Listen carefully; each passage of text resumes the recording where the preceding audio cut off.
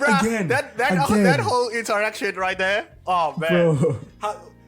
How's it going in the nigga torturing business? No, it's not. It's the person of color torturing. It's a person of color torturing business. And then one of them walks in and is like, I told her something along called the nigga torturing. As a person of color is like, that, my guy, that's not the issue, right? Semantics is what not you're the issue. calling it is not the issue. Yeah.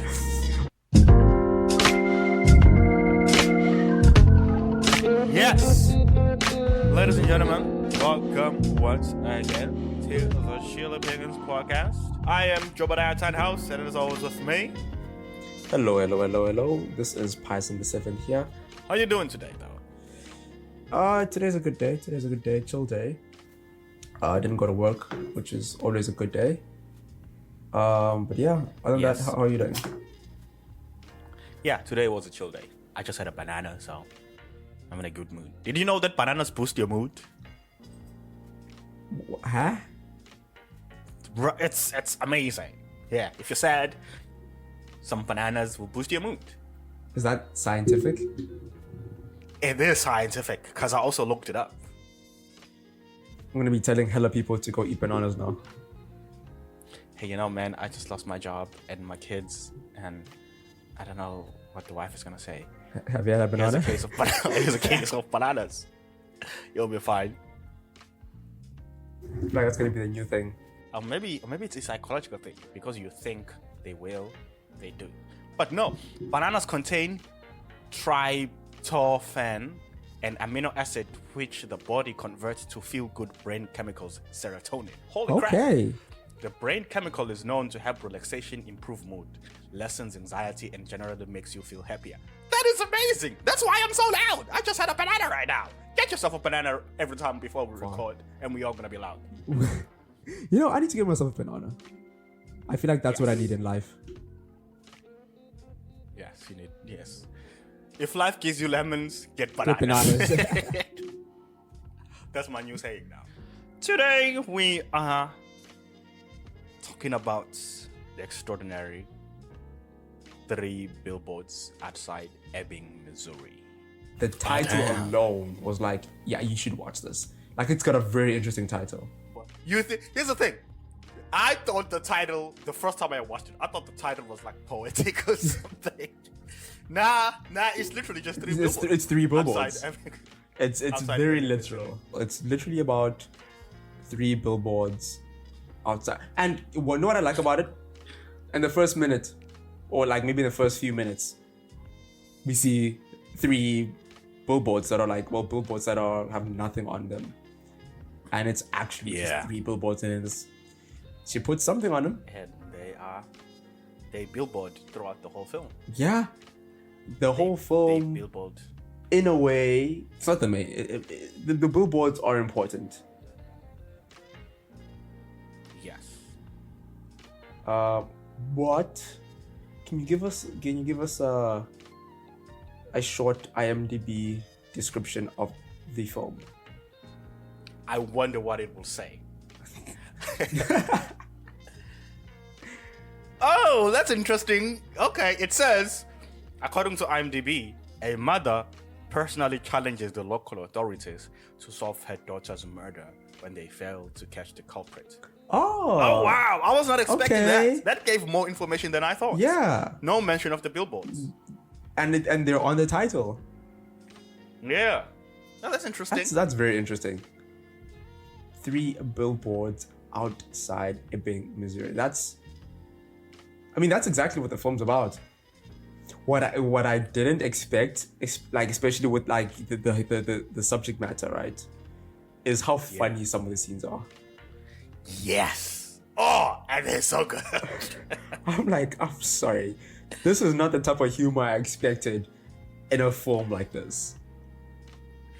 But it made me realize that, like, I don't know, it feels like you can't run away from funny moments. Yeah. Remember when we watched Manchester? Yeah. It also had funny moments. I did actually. I think it's because when you put different interesting characters together, something funny will happen. I don't know, maybe it's like a great skill that the writers have, or something natural that happens. And it's also like these people are humans. They're not going to be like serious 157 times in a day. They're going to be humans. They're going to do what humans do. And like the director's like, well, I'll show you all of this instead of just handpicking to show you like the serious moments because it's a serious movie. Yeah, it's not realistic to be like sad the whole time. I'm trying to think of a movie. The whole time. I'm trying to think of a movie that is sad, but also with no funny moments. I'm sure there's one or two. I'm also sure they're not that good. Or some probably are, actually. But yeah. Yeah. I think also if a movie is like that, it has to be really good because it will start to feel pretentious. Yeah. Because even in comedy movies, there are sad moments. I mean, yeah. Because I think it's... If you stick to one thing and you don't do it good, there's a huge chance of you falling flat on your face. Yes. Because there's even funny moments in horror movies. Yeah. Horror. Marriage Story was sad, but it had funny moments. I think, no, here's my thing. My theory is the writers themselves, they balance out humor and comedy. Humor and comedy? What did I just say? Humor and sad parts. Oh, okay. I'm like, what do you mean humor and comedy? Because the Green Mile is also sad, but there are some funny moments. Yeah. But there are also some. Yeah. It's all about like getting a good balance between the two. Yes. I think if we go high, the lows they hit the most. Yeah. Yeah, because the movie has to be a roller coaster. It has to be. I think what makes it really work is the roller coaster, because you don't stay in like one constant feeling. You have your ups and downs. Your highs, your lows. You're even lower than lows. You know, I think that makes it a really, really cool balance to things. Yeah. Which reminds me, I think it's one of the reasons why some of the MCU movies were a bit because they tried to be funny all the time, even in moments where they had a chance to be serious. When it's like all of the jokes, like when you can't just stay in that serious moment, and they felt like they're forced to have jokes at every single second. Because some moments just need to be serious, and if it's a joke, you just keep it that way. You don't have to like always be funny. You don't have to always be funny. Yeah. Like, because you become British, it's like, okay, now you're not real. Yeah. Yeah.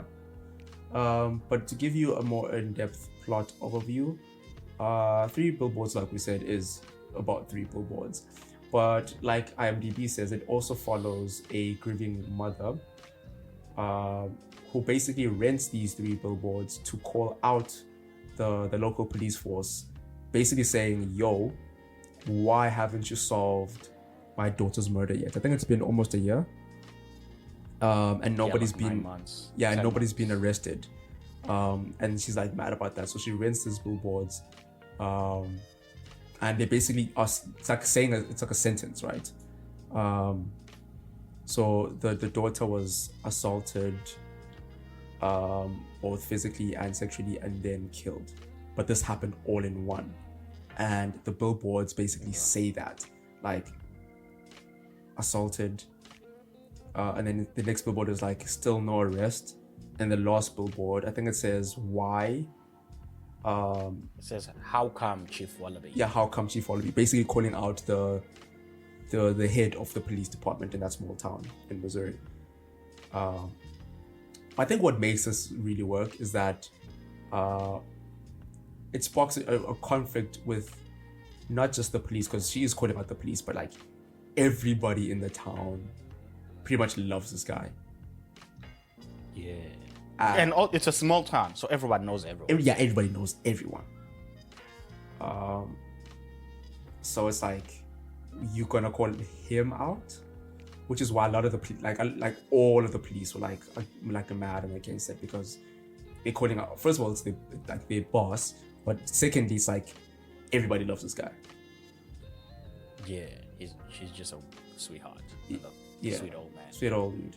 But also, Chief Wallaby is played by Woody Harrelson, and he kills this role.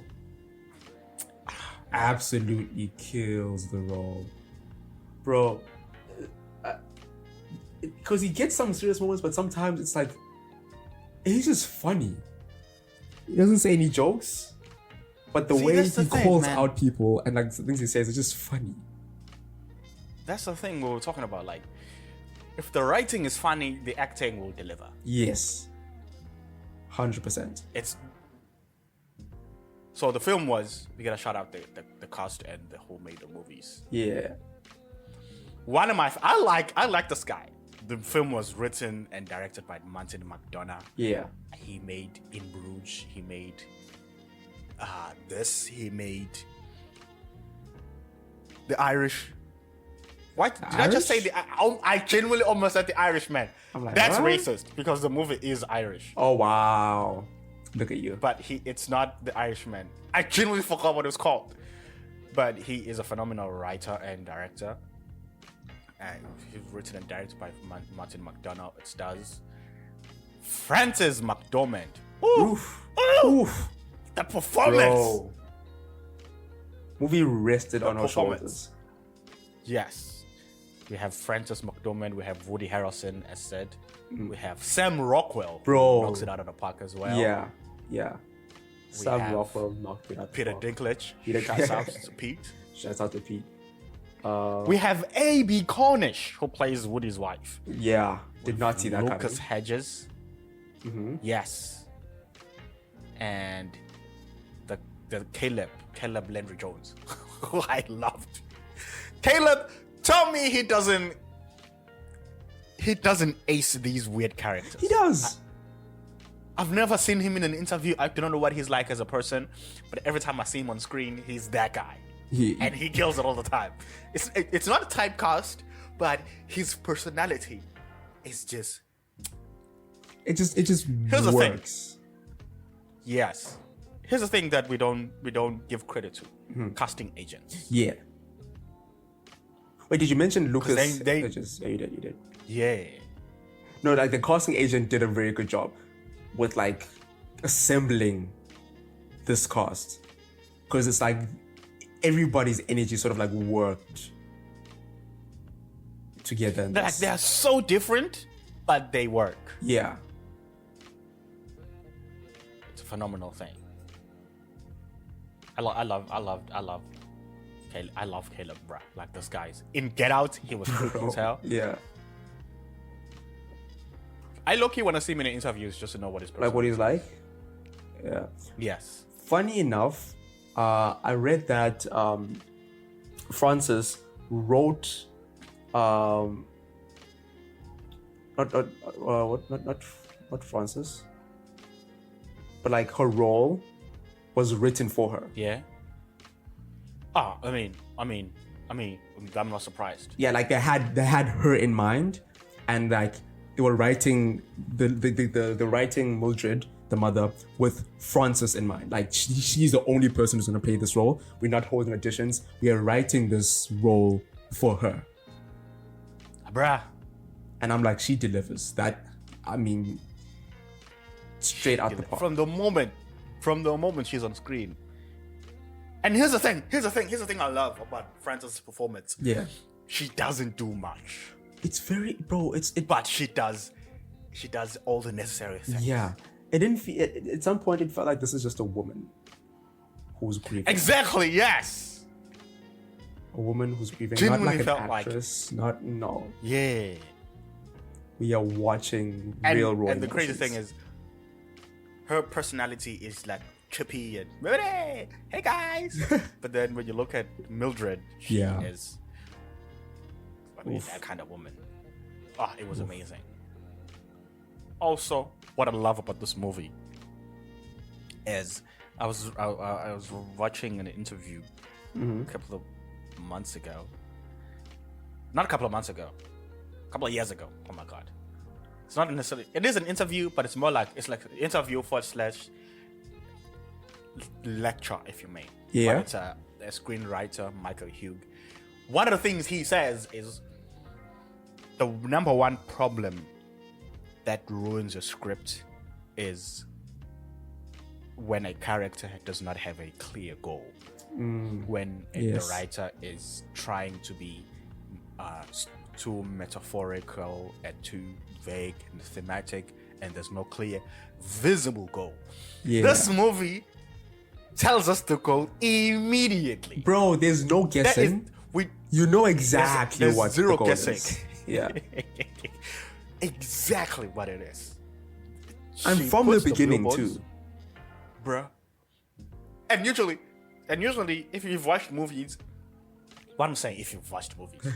Anyway, movies. Yeah. Usually in movies, we'll like in the first act we get introduced to the main character and her life, maybe her going to work and everything. Yeah. And seeing her looking at pictures of the kid, and we're like, oh, what happened?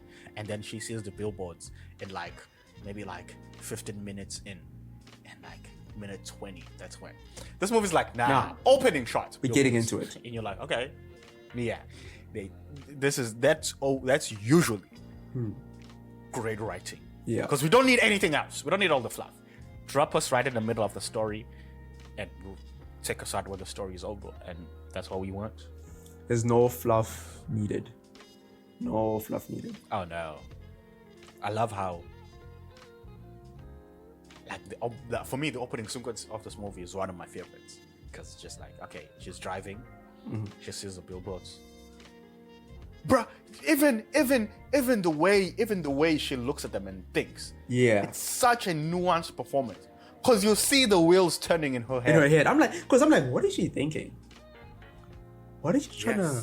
And this is the first minute. She drives, see the billboards, reverses, and looks at them. And then you see her in your eyes, okay, something's about to happen with these three billboards.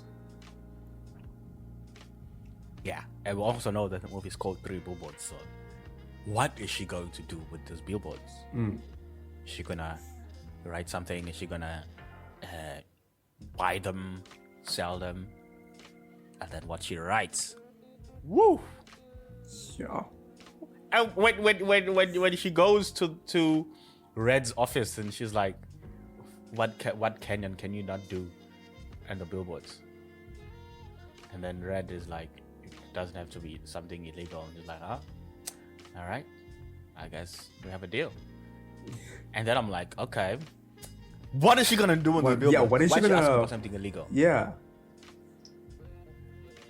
I was thinking that too. Okay, what do you wanna write? What do you wanna advertise first of all?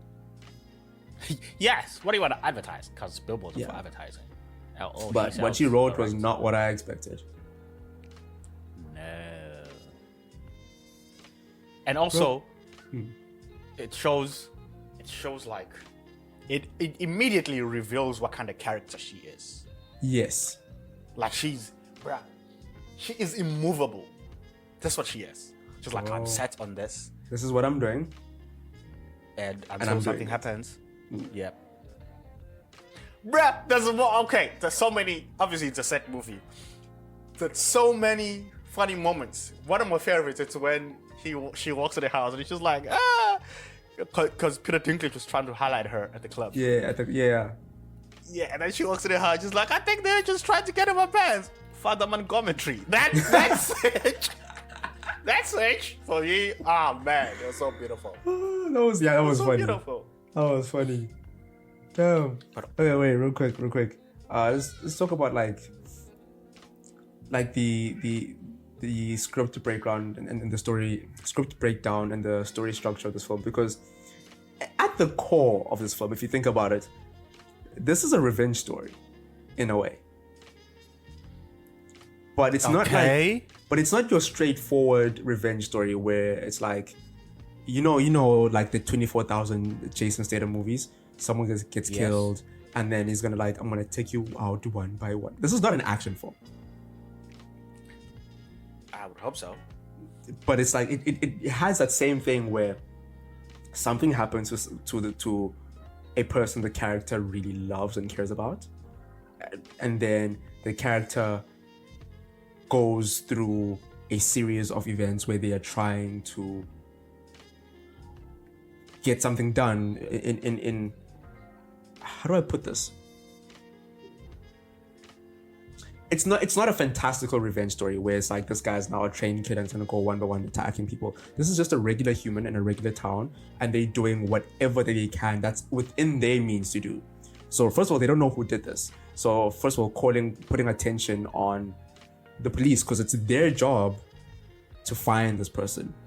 So she's antagonizing and like calling attention to the case, like, yo, do something about this. And she's stopping at nothing until something is done about that.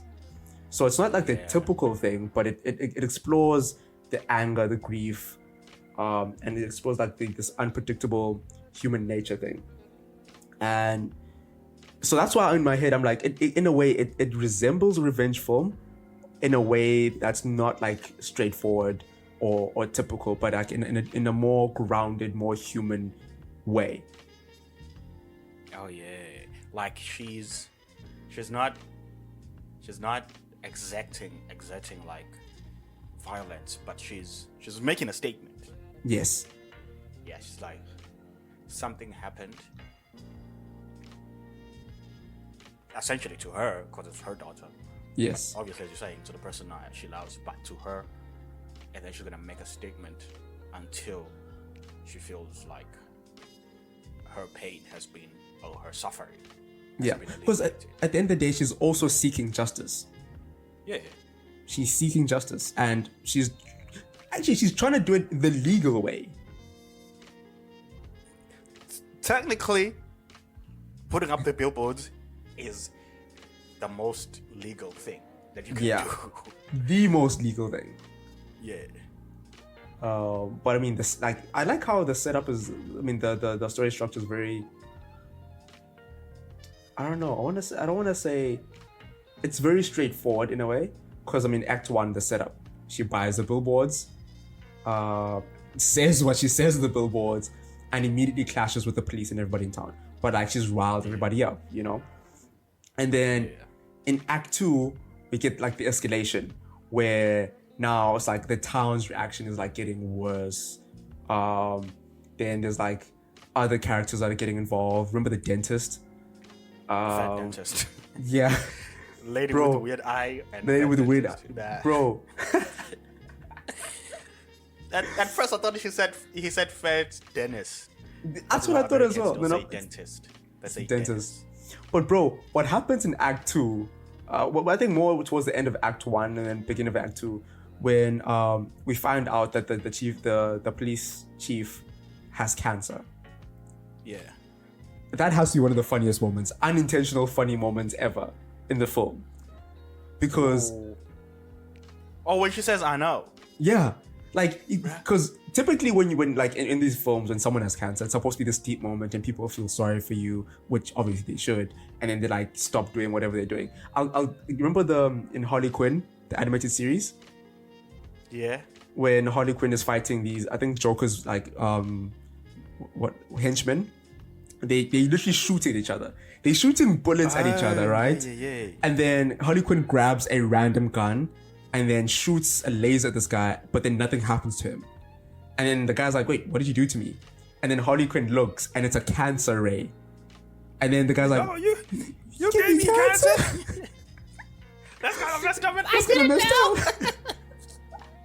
And it's like, screw this, man. I'm going to my kids. I'm going to my kids. Bro, like seconds ago, they were shooting with each other with like guns and bullets, things that could kill you. But as soon as Harley Quinn gave the guy cancer, then they were like, nah, that's too much, Harley. That's too much. And the crazy thing is, if that wasn't a cancer ray, it probably would have killed the guy. Yeah.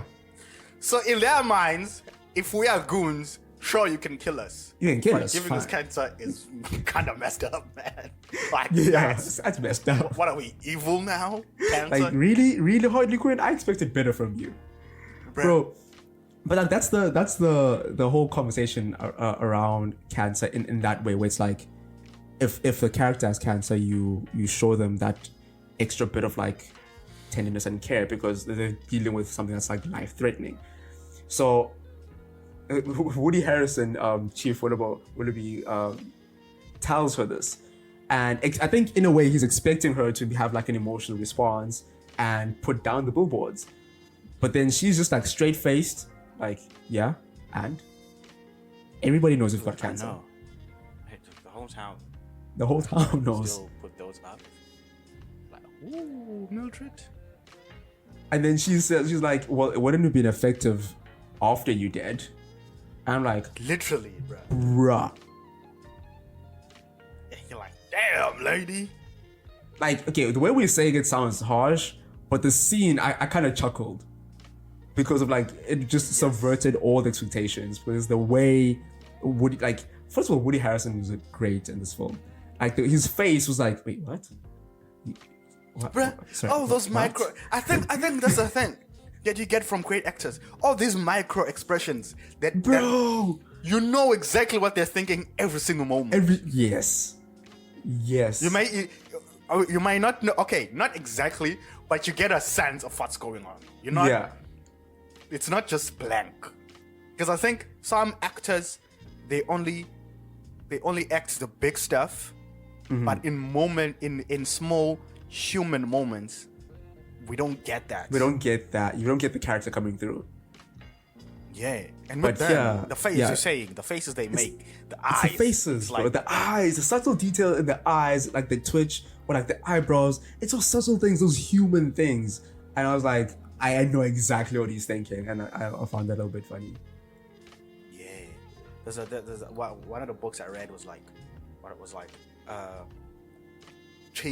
not cheesy, but bad actors and directors think that good acting is when a person can act multiple things at the same time. So if you're saying, most directors apparently and actors like doing this way when he's saying.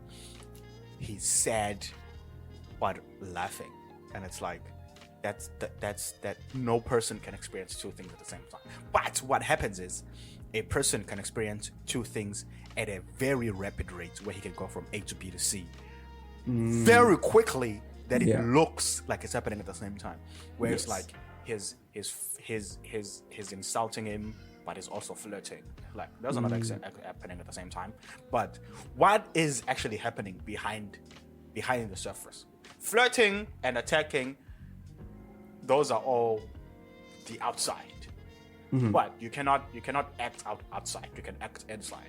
And so when we see those micro expressions, probably the actor is going, do I do this?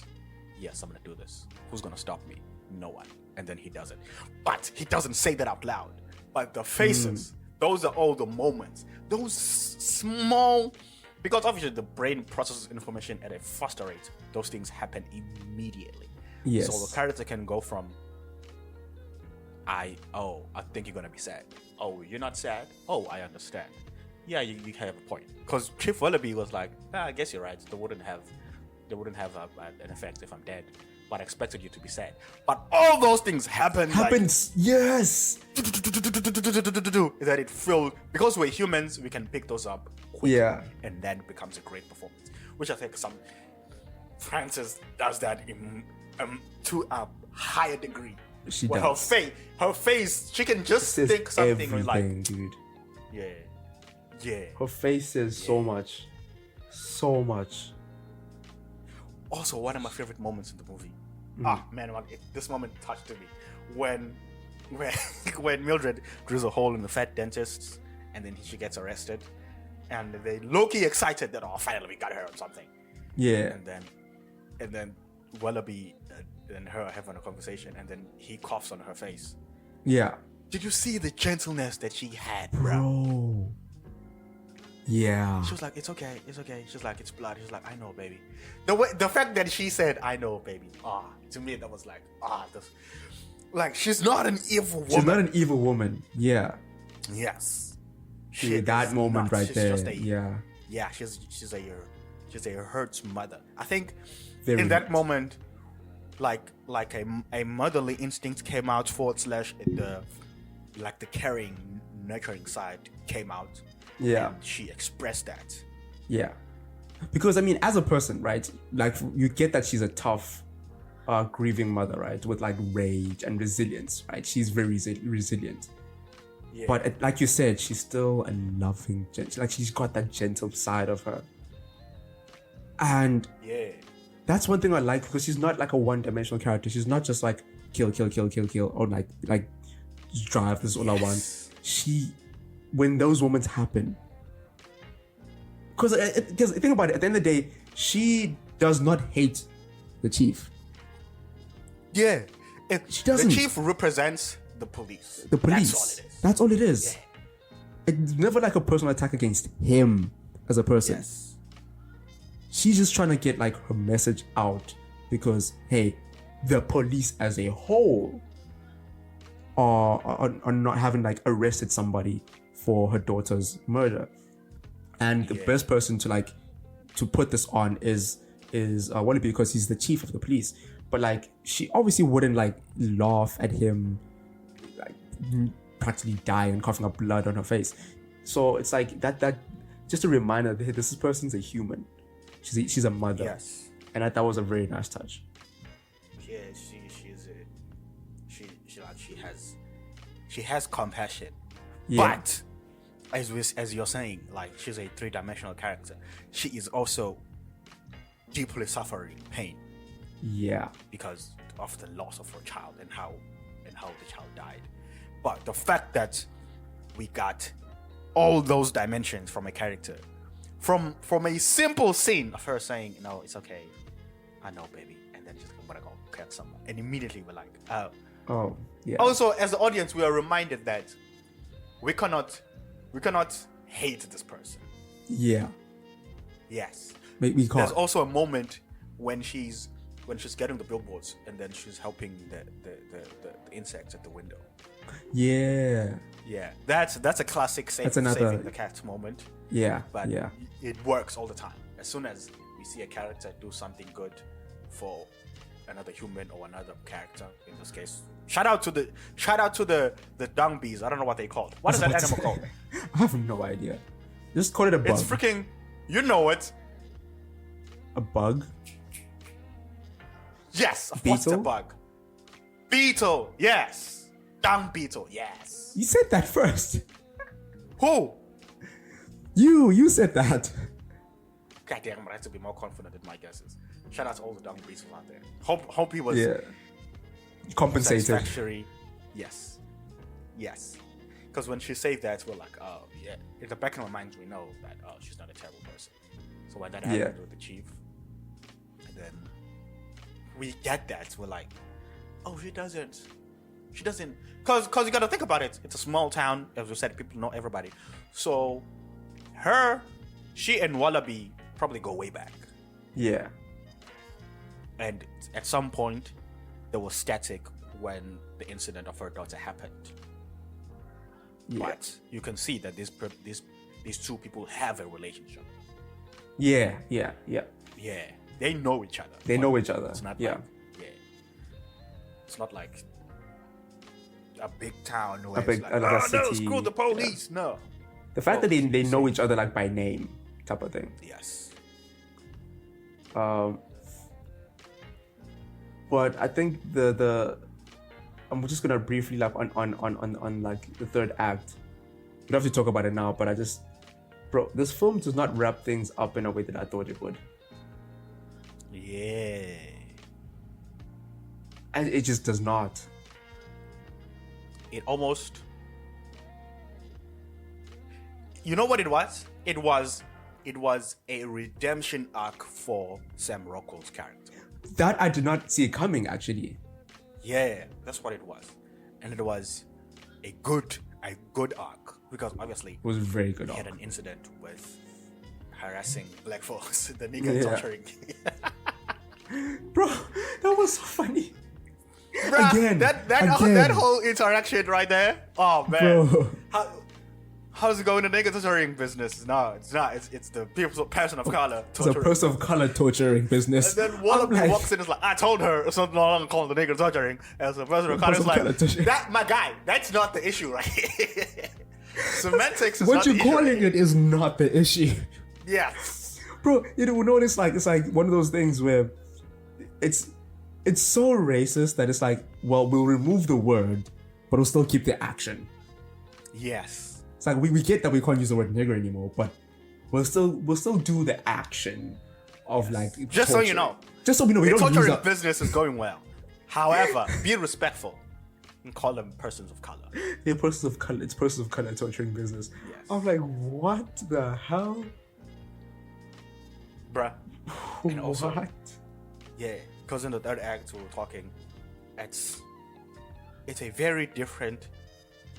I think if they caught the guy and yeah, woohoo, yee, it would have been not necessarily too easy, but it would have. I know when too easy is right though. Yeah, too easy is right, but I'm trying to find a way. You know when you are trying to do something, yeah, and it's not as hard as you thought, right? And yeah. sometimes you're like, oh, I'm glad that wasn't as hard as I thought. But sometimes you get, it's disappointing how easy it is. Yes, it would have been disappointing. You know, it actually, I was when it sort of felt like it was going to be resolved, because even like, I think it was the chief or someone mentioned it before, like this person might like end up bragging in a bomb, blah, blah, blah. Like the chief mentions that. And then when I saw that what he had mentioned was happening, part of me was like, wait, is this how it's going to end? And I was already low-key getting disappointed about something that hadn't even happened yet. So I'm glad that they didn't go, because it felt like a cop-out. Like here's a nice way to just wrap the story up, and it's just a cop-out. Like, yeah, okay, cool. Give them what they want and then we'll move on.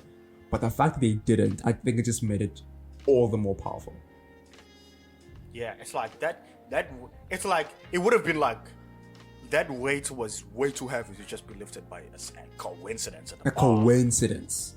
Like, a coincidence is just gonna solve this. Like, we don't live in. You know what it is?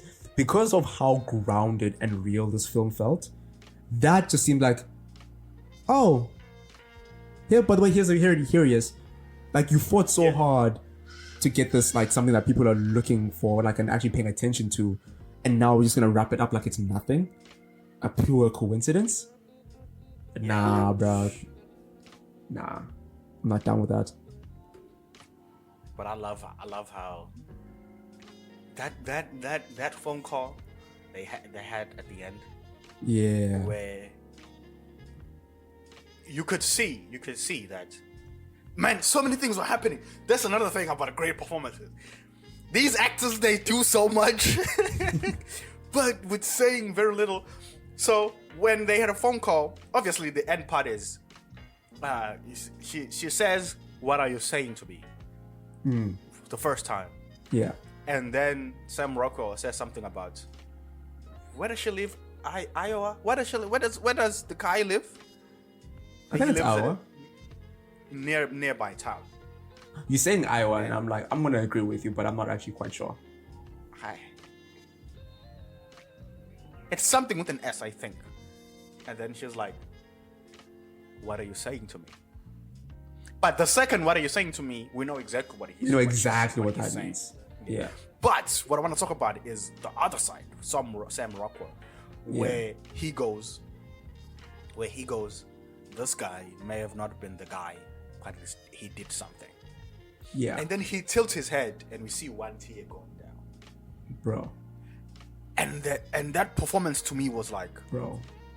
He's like, I can't stand by when I know someone did something this horrible.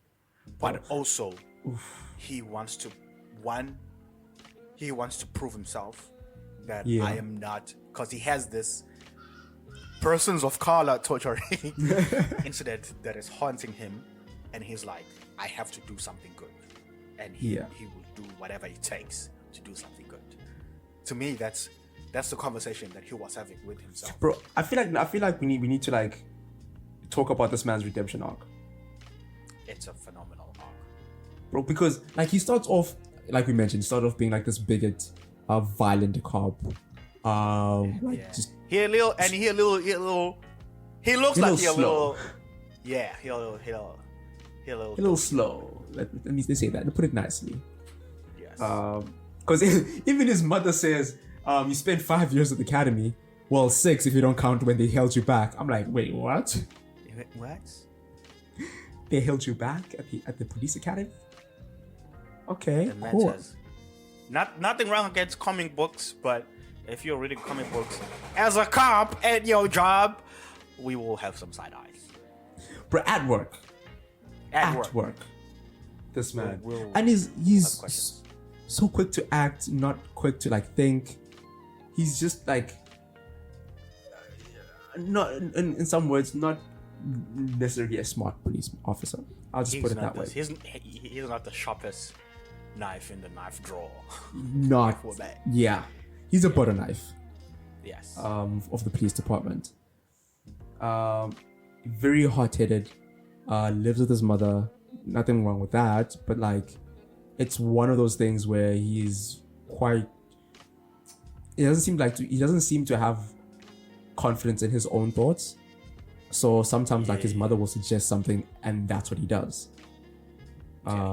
He's almost childlike in his behaviors. Yes, very childlike in his behaviors.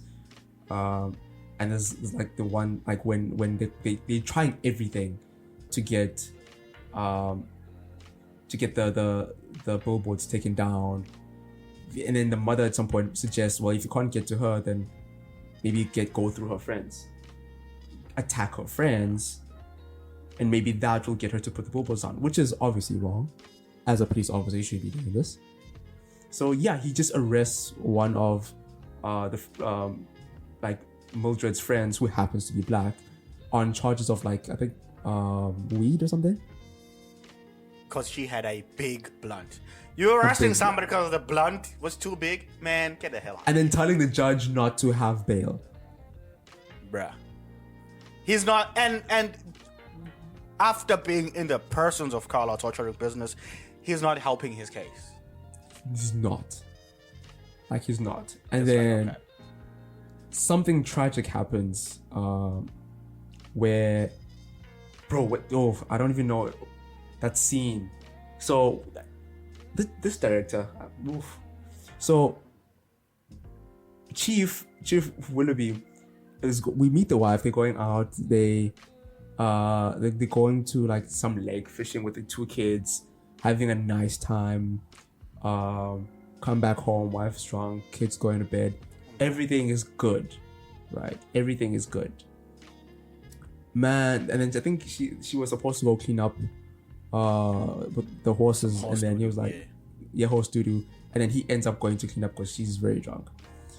And has a margarita headache. No, a Chardonnay headache. A Chardonnay headache, that's what it is. And he puts on this mask. What did it say on it? Don't open, call the boys? Yeah, don't open, just call the boys. Just call the boys. And then I'm like, wait, what? And then he takes a gun. And I remember I literally verbally said, no. And then I don't know what my saying no was gonna do.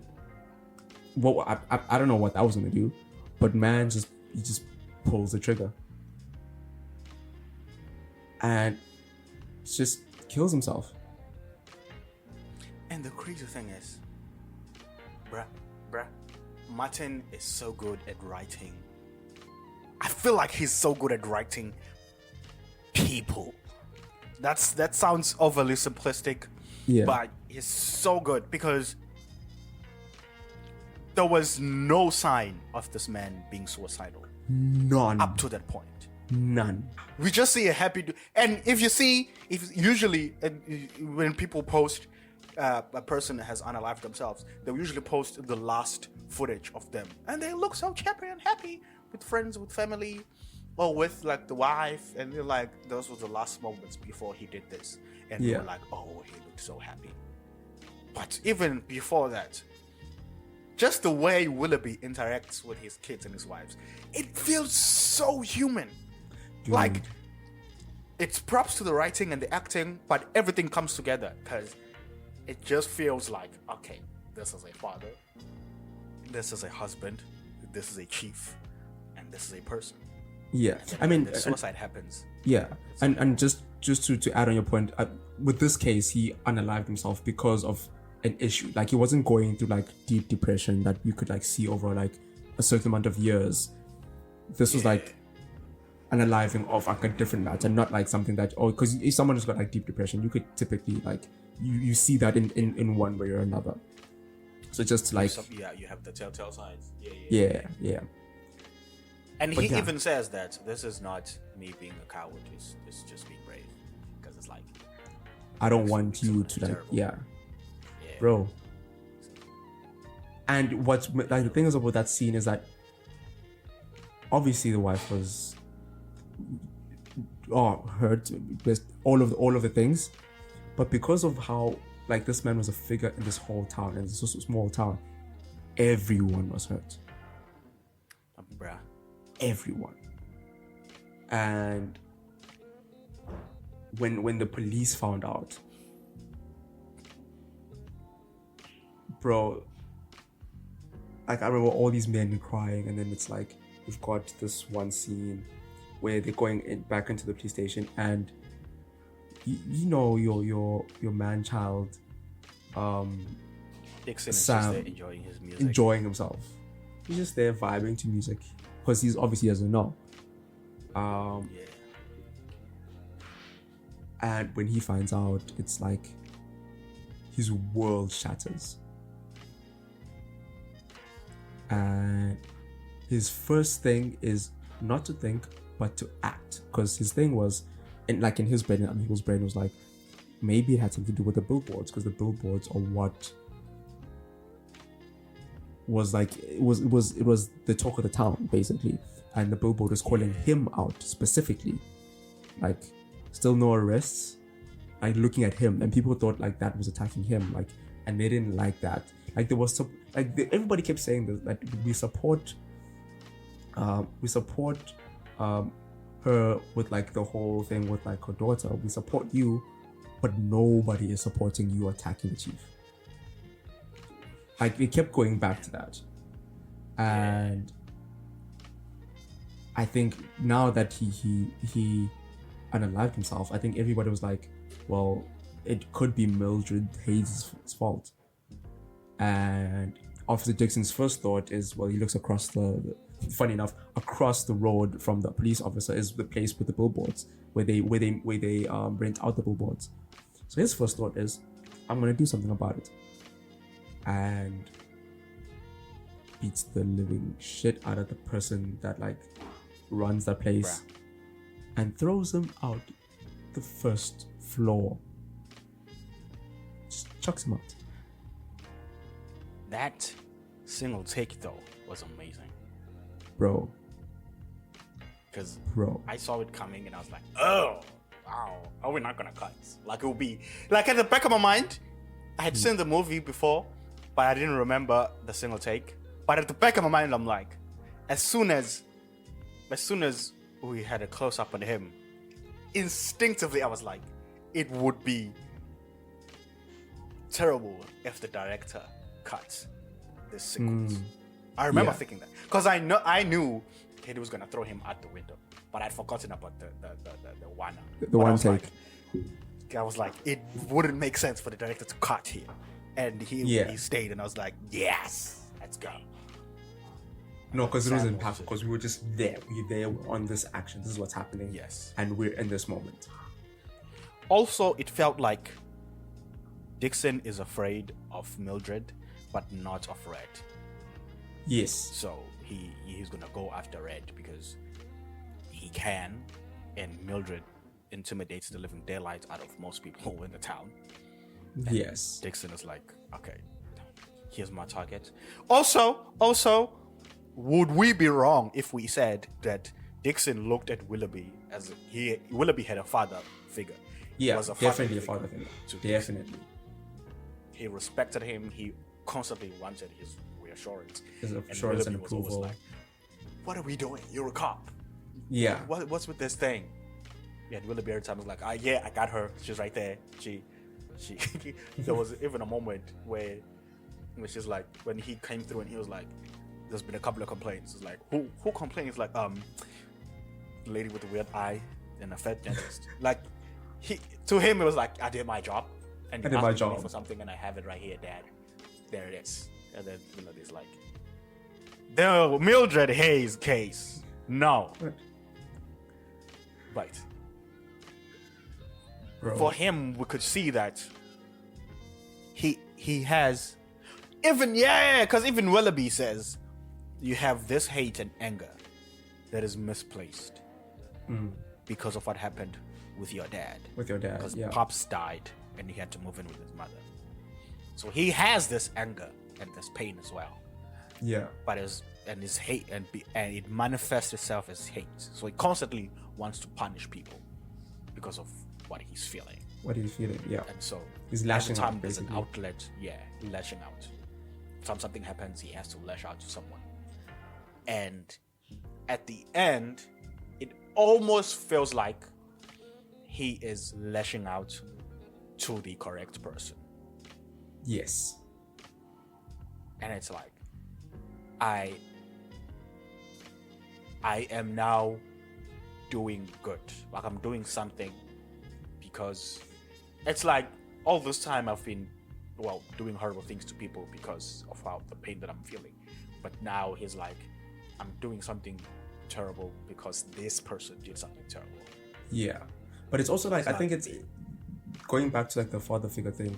So obviously when he unalived himself, he left notes, I think 2 to his wife, 1 to Mildred, and then 1 to him, to Dixon.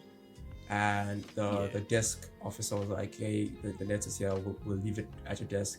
So when you come by, and also another thing, because he obviously is this white cop, he didn't expect to ever lose his job, and still had the thought that, no, I'm gonna get my job, especially because a black person took over. It's like, a black guy took over?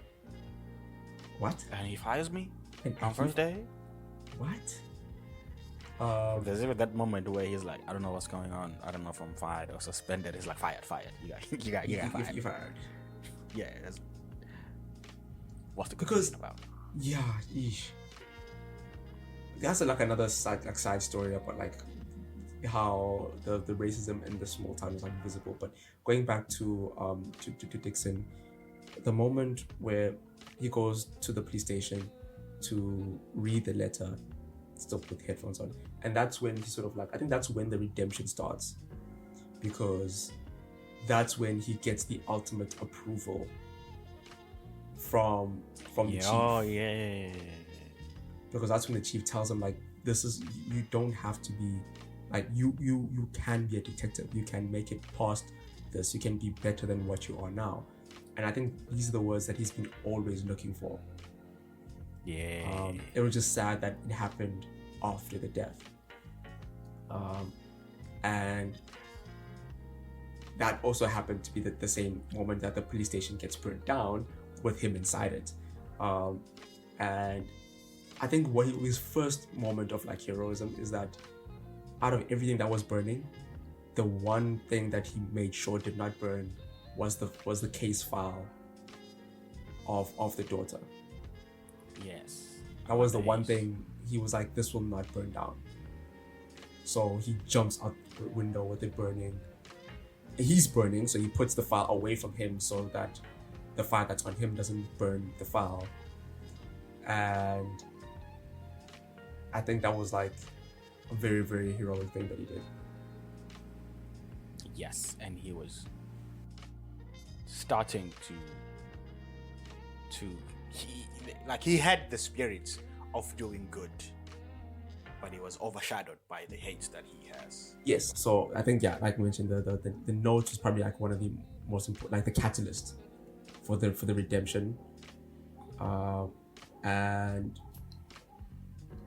obviously he's burned, so they take him to like the ER, and the one person he shares a room with is the same guy he threw out the window. And I think another point was, this dude, he's now seeing things differently. He's apologizing, and when the guy still showed some compassion and gave him that orange juice, I think that was like another sign for him, like another thing that like further pushed him to like want to do good. Yeah, it's like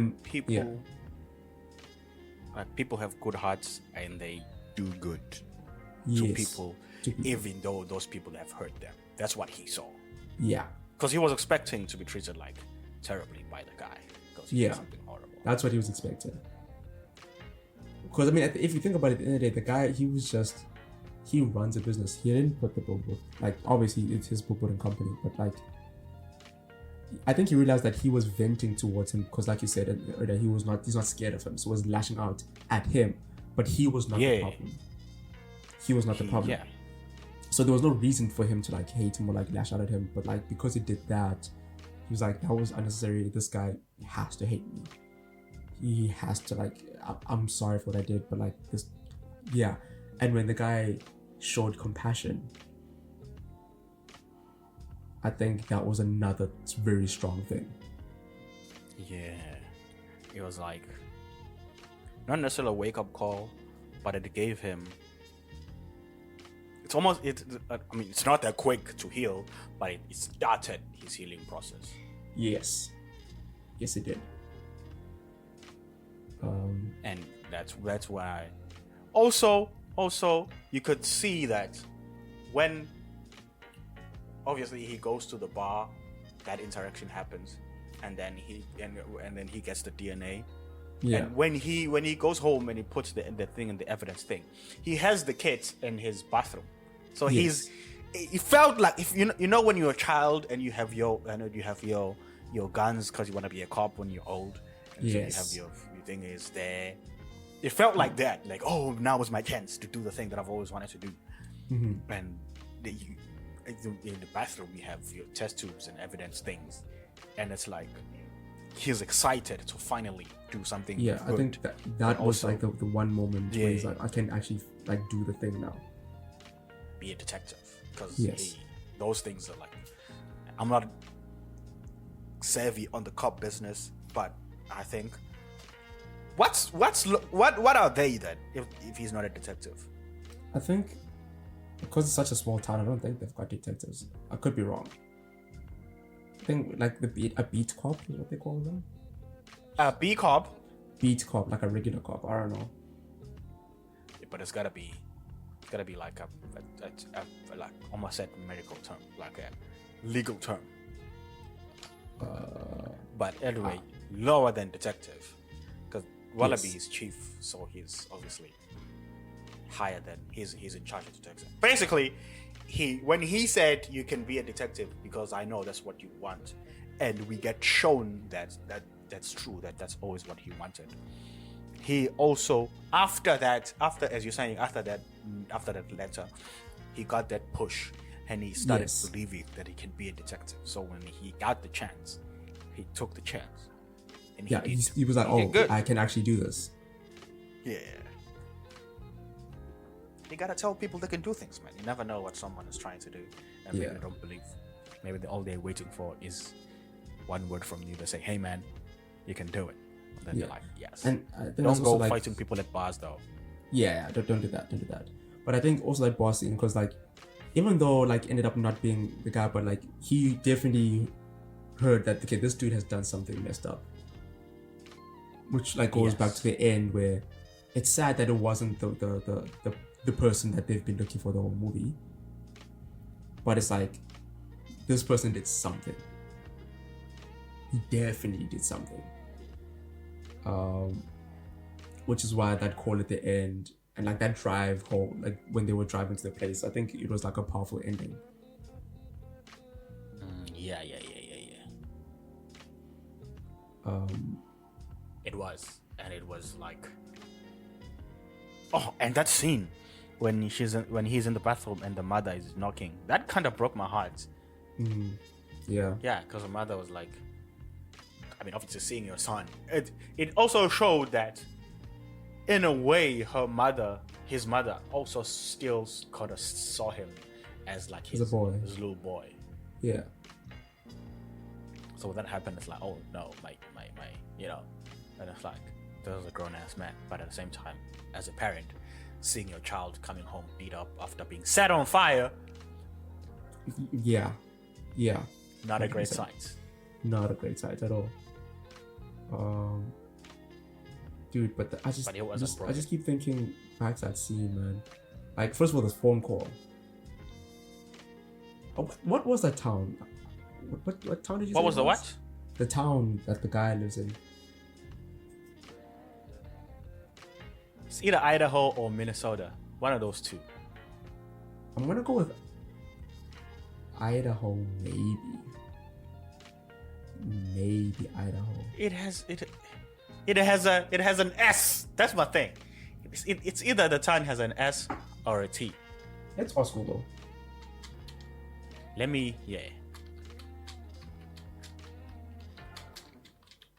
I feel like this is it. This is it. It is Idaho. You're right. Oh, it is Idaho. Yeah. But like when they were like when Dixon says, but I know where he lives. He lives in Idaho, and then she's like, "Oh, that's funny. I was planning on driving to Idaho in the morning." Want some company?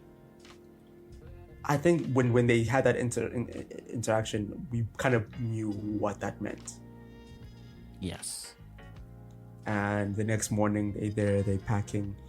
He's got his gun, and they just get in and they just start driving. It's also before we move from the scene, I think it's also great to highlight the fact that it's not just about the scene, but because it's these two characters. Yes. We know what they're thinking in that scene without saying it. Without saying anything. Yeah. If this scene was happening between, let's say, the son and someone else, we would have been like, what do you mean you're driving up to Idaho? What's going to happen? But because we know their emotional background, we know their temperaments, we know what they want out of life. Yes. When they're talking about, oh, funny, I was driving up, want some company. We know what they're thinking because we know the characters. Yes. And it's wonderful acting and writing because it wasn't cheesy like, we gotta put an end to this. I was thinking of going up and shooting up his place now. People speaking subtext. Was very good subtext too. Yes. Very, very good subtext. Bro, this movie had a lot. But I liked it. One of the things about writing dialogue is there is blew my mind. There are three elements to like how a person speaks. It's the sad part, not sad, but SAID, what a person says. Sad part, the unsaid part, the thing that someone did not say, and then the unsayable, the things that a person cannot say. Cannot say, yeah. So in this moment, we know what they're saying, but you also know what they're not saying. Yes. We know exactly what they're not saying when they say, he may have not raped your daughter, but still a rapist. We know what the implications of that is based on what they're saying. But we also know what the unsayable is. With Mildred, when she bows down and cries, she's like, oh man, my daughter's killers are still out there. They haven't been found. I did not get resolution. I did not get satisfaction. We know what Dixon, what his unsayable part is, where he's like, as we were saying, I want to do good. I want to punish. I want to prove myself. Yeah. And when you realize that all these moments exist in like the major scenes or the major emotional moments of the movie. Freaking Martin, man.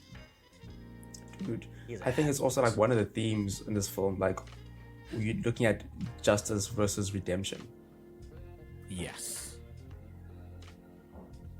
And we don't. Yeah. I also want to include. There's a lot of loss in this movie. People deal with loss. Yeah. Because you have obviously Mildred, you have Dixon who lost his pops, you have Willoughby's wife who lost a husband. It's also like how people deal with the loss. Yes. Okay. Real quick. Final thoughts. I love this movie, man. I love this movie. Fun fact, I actually wrote a report on this film when I was doing a writing course. I still gotta find it. Hopefully I still do. But yeah, I did. And it was nice. It was with three things, 3 movies that we had to watch. And I don't know if they gave us the movie. Yeah, they gave us the movies to pick from, and I picked this one. And I watched it, and I was like, oh, it's one of my favorite movies. Oh shit, nice. You should find that report. I will search for it. Either I'll search my emails or my drives. Yeah. Final thoughts? From my side, the film's humor does not take away from the drama. I think it actually enhances the emotional impact of it because it just makes it more relatable, makes it more human, and it makes it feel more natural. And that's one of the things I love about this film. Yes. Yeah, that's. If you've made it this far and you haven't watched the movie, I don't know how you're gonna enjoy the video, but something's wrong with you. Yes. But other than that, that's it from my side. Yes, that's it from. I wanted to make a billboard pun, but I couldn't think of anything. Damn it! You tried. But yes, that is it from my side too. We shall catch thee next time. Next one. Alright, peace, people. Peace. Peace in tranquility. And I thought this was going to be a comedy. For those of you who don't know, in this information, ladies and gentlemen, we're going to give you some facts about animals. Did you know that cats are induced ovulators? I did not know that. I found out 2 weeks ago. Interesting facts. Well, that's all we had for the facts today. We'll see you next time on Fact Verse. We're back. Doom, doo, doo, doo, doo.